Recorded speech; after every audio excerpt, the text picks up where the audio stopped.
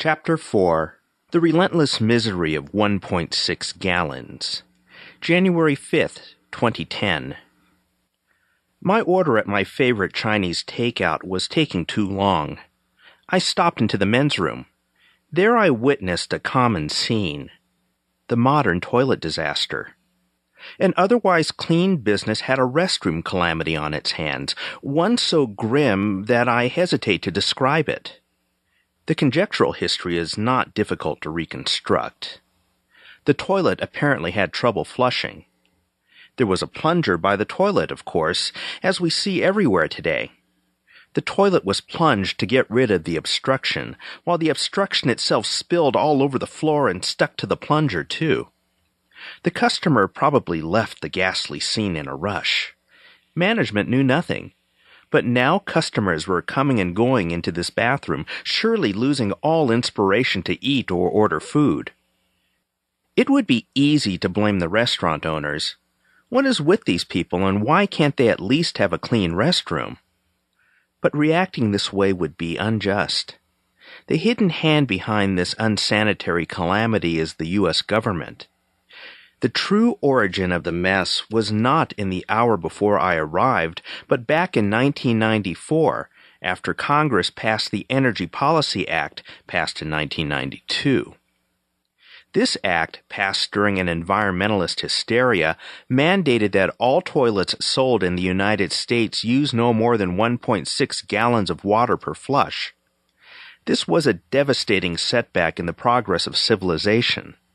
The conventional toilet in the U.S. ranges from 3.5 gallons to 5 gallons.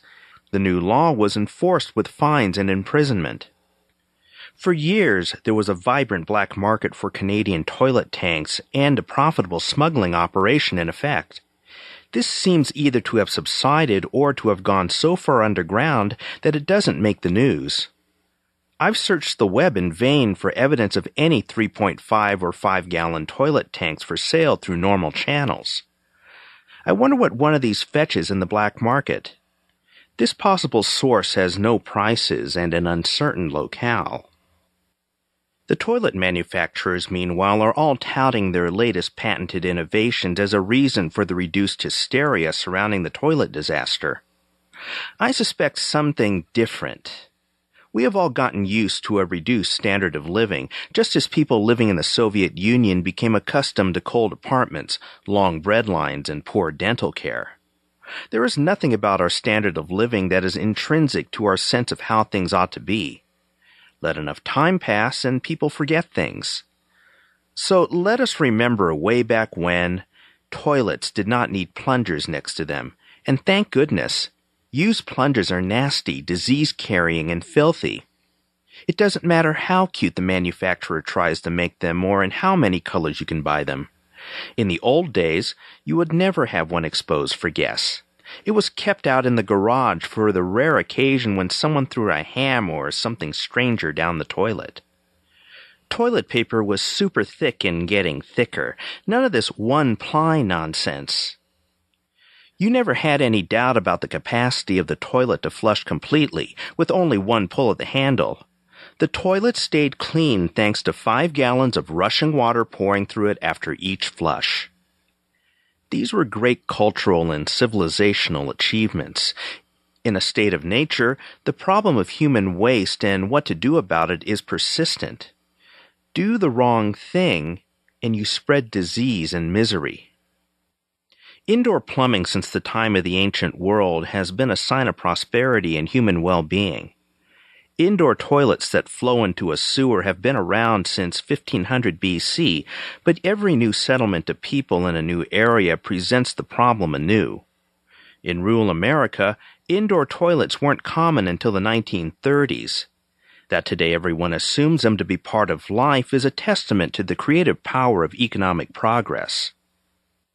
What we have in these regulations passed since the 1990s is therefore a step backward from a central aspiration of mankind to dispose of human waste in the best possible way. We have here an instance of government having forced society into a lower stage of existence.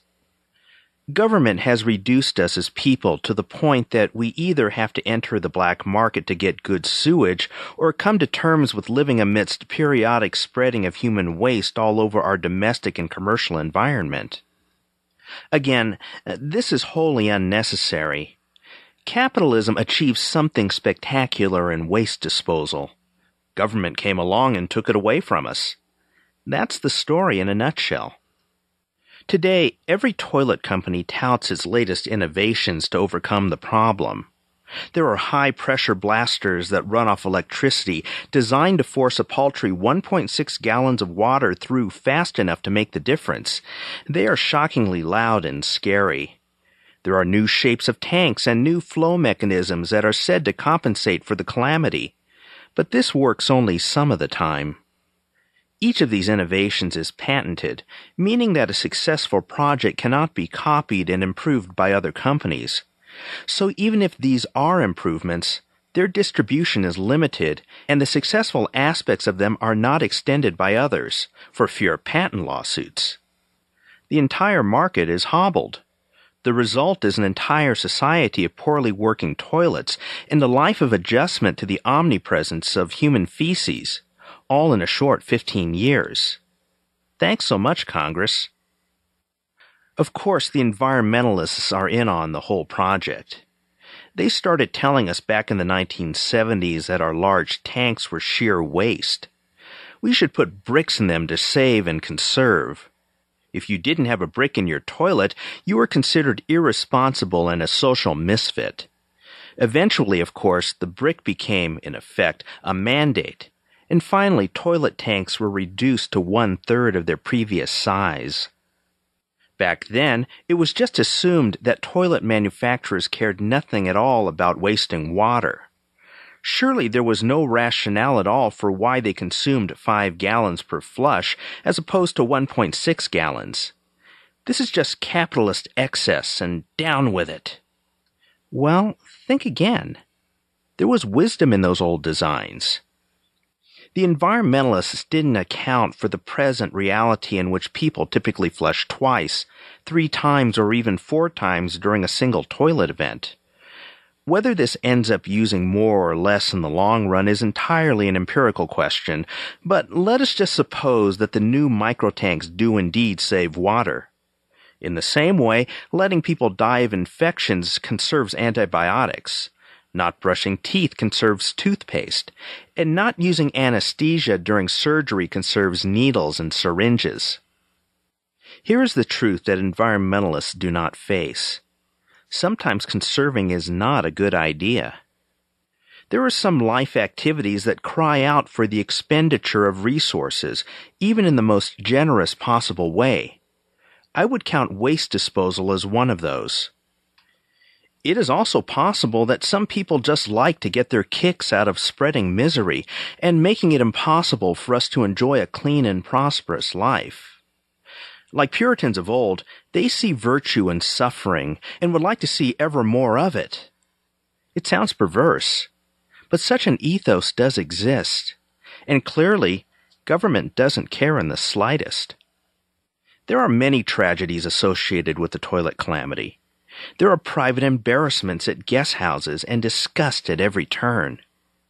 Many of the customers at that Chinese takeout probably blame the owners, who themselves are probably mystified as to why toilets in communist China probably work just fine, but in capitalist America are throwing filth all over their restaurant. It's the hidden hand of government that has mandated this leap back to barbarism.